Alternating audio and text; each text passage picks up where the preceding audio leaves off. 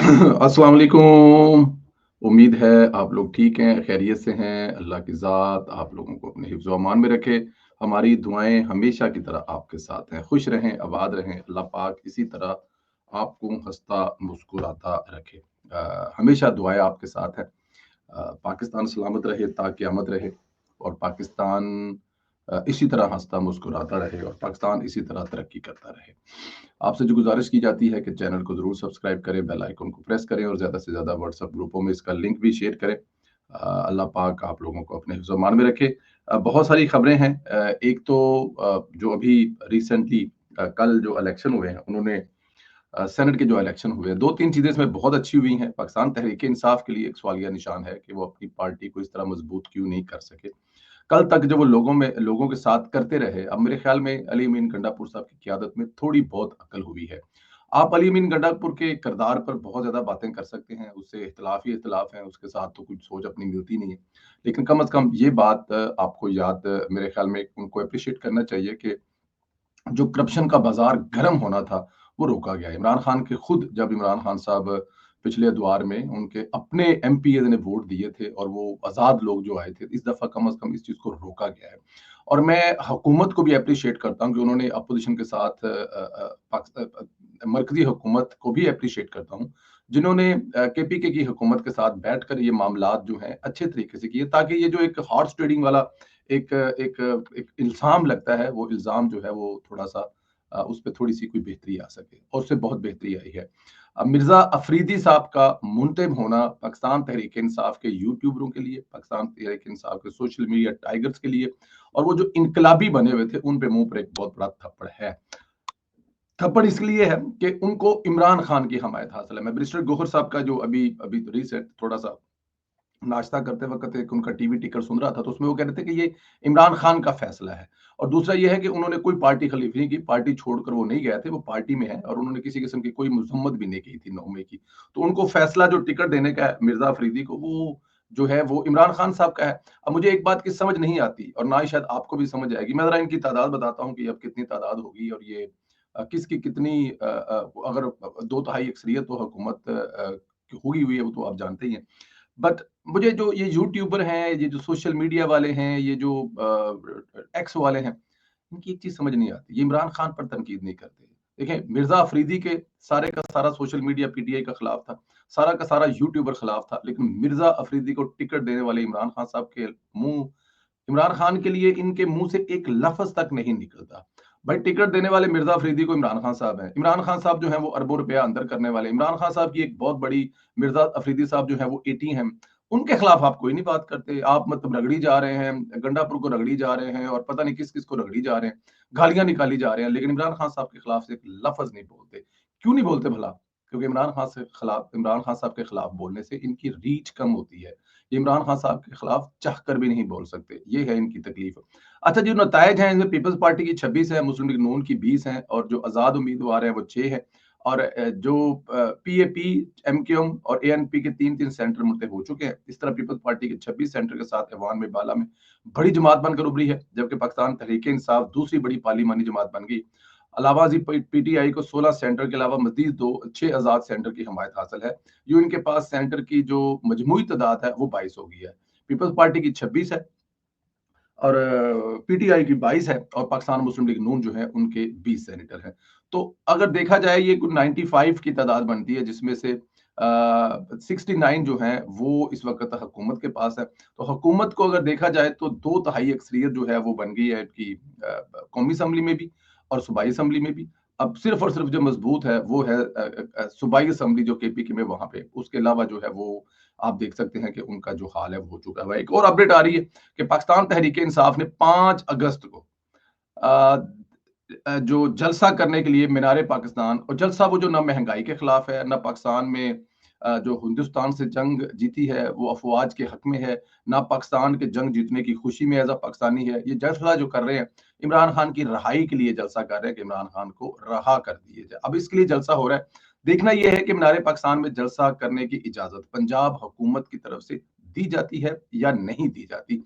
ये एक सवालिया निशान है, लेकिन देखना है आने वाले दिनों में ये क्या होता है। मुझे लगता नहीं है कि इनका जो माज़ी का ट्रैक रिकॉर्ड है उसको देखकर कि इनको जलसा करने की इजाज़त दे दी जाए। अगर दे दी गई तो फिर ये मेक श्योर करना पड़ेगा कि कोई इस किस्म का, देखिए मीनार पाकिस्तान जलसागाह ही नहीं होना चाहिए। जलसागाह के लिए एक मेरे ख्याल में मरियम नवाज़ साहिबा को इस पे भी एक काम करना चाहिए कि जलसा जो है वो अब देखें, जिस पार्टी का कोई भी पार्टी हो, जिस पार्टी का जो चाहे जिस जगह पे वो जलसा कर ले, नहीं जलसे के लिए देखें माजी में फैसलाबाद में धोबी घाट, लाहौर में आपको पता है भाटी के पास जलसागाह के लिए बाकायदा एक जगह होती थी, ये जगह होती थी। अब आते हैं, मतलब इतना खूबसूरत काम किया हुआ, इतने खूबसूरत बाग बने होते हैं, इतने खूबसूरत पार्क बने होते हैं, और एक दिन तबाही मचाकर आप चले जाते हैं। एक तो जलसा की इजाजत वहां पे होनी नहीं चाहिए, जलसागाह के लिए कुछ जगह देनी चाहिए, और वो जगह फिक्स होनी चाहिए तमाम जमातों के लिए, वो चाहे अपोजिशन में हो चाहे वो हुकूमत में हो। अच्छा जी, अब देखते हैं इसकी इजाजत मिलती कि नहीं मिलती। एक और बड़ी जो है वो दुखी खबर है। दुखी खबर जो है वो ये है कि इस वक़्त जो बाबूसर टॉप है, चलास है, नारान का रास्ता सैलाबी रेलों के बाद बंद हो गया। और रिक्वेस्ट ये की जा रही है कि जो सयाह हैं, जो टूरिस्ट हैं, जो पूरे पाकिस्तान से अपनी गर्मी खत्म करने के लिए इन इलाकों का ट्रैवल करते हैं, वो मेहरबानी करें, वो माफी दे दें अपने आप को, अपने बच्चों को, अपने खानदान को। एक एक डॉक्टर साहब हैं, लोधरा के, बताया जा रहा है, वो अपनी फैमिली के साथ एक एक शाहदरा कुछ हॉस्पिटल के नाम से उनका वो हॉस्पिटल है, वो चला रहे हैं। तो वो अपनी फैमिली के साथ वहां पर गए हुए थे, 18 रुकनी फैमिली थी, 36 रुकनी फैमिली थी, उनके साथ गए हुए थे वहां पर। और वो एक जो बारिश सैलाबी रेल आया है, उसमें उनकी गाड़ियां जो हैं फंसी हैं, और उसमें से कोई दो एक गाड़ियां जो है, या एक गाड़ी बह गई है, जिसमें से उनकी फैमिली के 3 से 4 अफराद जो है वो अपनी जान से हाथ धो बैठे हैं। और वो जो लीड करने वाले साहब थे, उन वो अल्लाह को प्यारे हुए अपनी भाभी के साथ, अपनी वाइफ के साथ, और शायद अपने भाई के साथ। बाकी फैमिली के मेंबर उनके कुछ महफूज हैं, लेकिन वो भी, उनकी जो हालत है वो आप अगर वीडियो, अच्छा बड़ी खबर खौफनाक वीडियो आ रही है कुछ। वीडियो में आप गाड़ियों को देखें, भले वक्तों में आपने देखा कि पानियों के अंदर मवेशी बहा करते थे, लेकिन अब गाड़ियां बहती हैं, जिधर देखें गाड़ियां बह रही हैं। इस्लामाबाद में, रावलपिंडी में आप देखें कि जो नाले हैं, ये जो डीएचए है, अगर मैं गलत नहीं हूं तो वहां पर मैं कुछ वीडियो देख रहा था। अगर वो वहां की नहीं है तो उसके लिए माजरत, अगर वहां की है तो मैं वो देख रहा था, जिसमें शायद ये भी कहा जा रहा है कि जो नाले हैं ना, उनके ऊपर कंस्ट्रक्शन की जाती है, या उनको सीधा उल्टा सीधा करके वहां पर जो कंस्ट्रक्शन की जाती है। तो जब आप कुदरत को रोकने की कोशिश करेंगे तो कुदरत फिर उस पर अपना आप दिखाती है। तो वो भी एक बहुत बड़ा मसला बना हुआ है कि जो जो नाले हैं, इनका इनका सफाई वगैरह का प्रॉब्लम नहीं है। देखिए सफाई वगैरह नालों की होती है, ये नहीं कि सफाई नहीं हो रही, सफाई का मसला नहीं है, लेकिन क्योंकि रास्ता पानी का वो है। और अच्छा, ये जो हमारे दोस्त भाई जाते हैं ना इन इलाकों की तरफ सैर करने के लिए, इनसे जो गुजारिश है कि खुदारा मौसम चेक कर लिया करे, बारिश चेक कर लिया करे। और ये जो पानी का रेला आता है, ये अचानक नहीं आता कहीं से। होता क्या है कि ऊपर से पानी आ रहा होता है, किसी ऐसी जगह पे पानी आकर जो है वो जमा होना शुरू हो जाता है। अगर कोई भी वजह हो सकती है, कोई पत्थर बड़े बड़े पड़े हो सकते हैं उसकी वजह से, या फिर वहां पे कोई छोटा बड़ा डैम है, या फिर कोई और वजह है। तो ये जो पानी जमा होता रहता है, और जब पानी इतनी ज्यादा तादाद में जमा हो जाता है, तो उसके बाद वो पत्थर सिरक जाए, या फिर वो आगे से रास्ता टूट जाए, या वो जो छोटा मोटा बंद है वो टूट जाए, तो उसके बाद वो पानी इतनी तेजी से ऊपर से नीचे की तरफ आता है, प्रेशर से आता है। फिर उसके सामने दरख्त आ जाए, उसके सामने घर आ जाए, होटल आ जाए, गाड़ियां आ जाए, कुछ भी हो जाए, उसने तबाही होना होता है। तो यहाँ पर जो है थोड़ी सी एहतियात जो है वो जरूर करनी चाहिए। उसकी एहतियात, देखें आपने एहतियात अपने लिए करनी है। जब आपको पता है कि केपीके में जो माशाल्लाह हुकूमत है, उनके पास इस किस्म के कोई इंतजाम नहीं है, और वैसे भी उनको आपके पैसों से सरोकार है। वहां के जो होटल मालकान है, वहां पे जो आपसे पैसे कमाते हैं, उनको सिर्फ अपने पैसों से कमा रहे हैं। मतलब थोड़ा सा रश बढ़ गया, तो जो 4,000 एक कमरे के ले रहे थे, वहीं से 16,000 लेना शुरू कर देंगे। तो आपसे तो उनको कोई सरोकार नहीं है ना, टूरिज्म से तो उनको सरोकार नहीं है ना कोई। उनको जो सरोकार है वो है सिर्फ और सिर्फ आपके पैसे से। अगर आप पैसा दे रहे हैं तो वो जनाब आपको छीलते जाएंगे। तो आप जाने से पहले थोड़ा सा एहतियात करें, चेक करें, बारिशों के मौसम में खुदा के वास्ते इस तरफ ना जाएं। जिस तरह की गाड़ियों की हालत, मैं एक कोच देख रहा था, वो कोच लग रहा था जैसे कोई 200 साल से वहां पे खड़ी है, और पानी उतर गया और कोच दरमियान में से निकल आई है। मतलब कि सौों की तादाद में लोग जो है वहां पे वो डिस्टर्ब हुए हैं, सौों की तादाद से गाड़ियां जो हैं वो तबाह बर्बाद हुई हैं। तो जरा इस तरफ जाने से पहले थोड़ी सी एहतियात कर लें। ये बारिशें हैं, यहाँ पे अगर हुकूमत के पास इंतजाम हों भी, तो फिर भी मेरे ख्याल में काफी ज्यादा मुश्किल शिकार हो सकते हैं। पंजाब हुकूमत इस पे पहले से अलर्ट है, वो अपना काम कर रही है, और उसको आप काम करते हुए देख रहे हैं। तो उसको काम करते हुए अगर देख रहे हैं तो फिर आपको अंदाजा हो रहा होगा कि काम कैसे किया जाता है। लेकिन फिर भी कुदरत के आगे कोई हुकूमत कोई कुछ नहीं कर सकती। अच्छा जी, बलोचिस्तान वाले वाक़े पे मुख्तलिफ चीज़ें आ रही हैं, मुख्तलिफ खबरें आ रहे हैं। अब हर गुज़रते दिन के साथ अगर आप एक खबर में अपडेट आता है, लेकिन जो वहाँ के वज़ीर आला साहब हैं, वो तमाम तर कोशिशों के बावजूद, अच्छा मुझे उन पे तरस भी आता है जो वज़ीर आला साहब है, सरफराज बुगटी साहब है। तरस इसलिए आता है कि उनके वोट, उनके कबीले, उनका रहन-सहन, वहाँ पे आना-जाना और हुकूमत, ये दोनों चीज़ें उन्होंने साथ लेके चलनी है। अब जिन साहब ने ये जो है वो जिसे कहते हैं कि आप फैसला सुनाया है, वो सुना है वो किसी मीटिंग में उनके साथ बैठे होंगे, क्योंकि ज़ाहिर है वो भी किसी कबीले के सरदार है ना, तो कबीले के सरदार कबीले के सरदारों के साथ तो बैठते ही हैं। अब वो क्या करें वहाँ पर? लेकिन ये जो इसको ना, इसमें आप बलूचिस्तान के लोगों को कोसना छोड़ दें। ये हमारी सोच है, ये पंजाब में, ये केपीके में, ये बलूचिस्तान में, ये सिंध में, ये तो एक खबर है, ये तो एक देखना ईद के बाद का वाकया है और अब वो वीडियो सामने आई है। वज़ीर आला साहब को पता ही नहीं है, पुलिस को पता ही नहीं है, सबने अपने ठीक है जी, वो मतलब कुड़ी घरों निकल गई सी, किसी दिन नाल तो ना मारती है, गल खत्म होगी। लेकिन ये सोच है, इसको बलूचिस्तान से, पंजाब से, केपीके से खुदारा हम लोग ना जोड़े तो मेरे ख्याल में ज्यादा बेहतर है। ये जो वडेरा शाही है, उनकी जो सोच है, ये उसके साथ चीजें जो है ना मिली हुई हैं। तो लेकिन खैर, अब वहां पे जो चीफ जस्टिस साहब है, उन्होंने भी नोटिस ले लिया है। वज़ीर आला साहब जो है वो भी इस पे सुबह शाम आपको अपडेट कर रहे हैं, वो आपको बता रहे हैं कि किस तरह से लोगों को गिरफ्तार किया जा रहा है, कितने लोग गिरफ्तार हो चुके हैं और वो सजा देने के बारे में बात कर रहे हैं। दे देंगे सजा, हो जाएगी सजा। सजा से क्या होगा? जाने वाले वापस आ जाएंगे, तो वो जाने वाले वापस हरगिज नहीं आने। हिंदुस्तान और बांग्लादेश में भी एक खबर आपको देंगे, लेकिन उससे पहले आपको जरा बताएं, वो आपको याद है एक कामरान मामू का बच्चा जो है वो सऊदी अरब से वापस आ गया था। वो एक ही खबर को इतनी दफा रीपोस्ट किया गया था, इतनी दफा कॉपी पेस्ट किया गया था कि वो मामू कामरान का बच्चा था। अब एक और है जनाब, एक खबर थी कि सच कहूं तो मुझे खान साहब की सोच में समझ नहीं आती, मुराद सईद को सेनेटर बनवाकर फायदा, ऐवान बाला का एहतराम, न शिबली फराज का गिरेबान पक सका, न आजम स्वाति की चादर, न चार दीवारी। तो तोबा है जो इजाज चौधरी 2 साल से काट रहा है, मुराद सईद का सर क्या बचा लेना है इसने। अब यही जो ट्वीट है, ये जियो में काम करती है मरियम नवाज खान साहबा, राय साकब वजीर खल साहब, बिशारत राजा साहब, अमजद खान साहब, रजवान गिलानी साहब, जुबैर अली खान साहब, इसके अलावा बहुत सारे दूसरे जो नाम है, उन्होंने इसको कॉपी पेस्ट किया है। अब मुझे समझ नहीं आती कि जब हमें भी सम टाइम आते हैं, सबकी तरफ से आती हैं, पार्टी की तरफ से भी आ रही होती हैं, कुछ ग्रुपों में वहां से भी आ रहे हैं, कुछ दोस्त, मतलब पता नहीं कहाँ कहाँ से खबरें आ रही होती हैं, तो उस खबर को देखना पड़ता है, उसकी तस्दीक करनी पड़ती है, या फिर उसको उसमें थोड़ा बहुत तब्दील करना पड़ता है, उसी खबर को लेकर अपने दिमाग और जहन लड़ाकर उसी खबर को दूसरे अल्फाज में, ताकि ये ना लगे कि यार कॉपी पेस्ट किया है। खबर तो आपने देनी है। अब जब आपसे पहले 10 लोग खबर दे चुके हैं, तो आप भी तो वो खबर देखना किस तरीके से, आप भी तो ट्वीट कर रहे हैं ना, तो उसमें आपने, लेकिन ये जो कॉपी पेस्ट महकमा है ना, ये पाकिस्तान तहरीक इंसाफ के पास है। ये मामू कामरान, पता नहीं मेरे मामू का बेटा कामरान वापस आ गया, ये मामू का बेटा मुराद सईद जो है वो फिर वापस आया है, और ये आया है इन जो सोशल मीडिया एक्टिविस्ट हैं और साथ में सहाफी भी हैं। मुझे नहीं समझ आती कि ये सहाफी हैं या सोशल मीडिया एक्टिविस्ट हैं, इनको इमरान खान से तनख्वाह मिलती है या इनको अदारों से तनख्वाह मिलती है।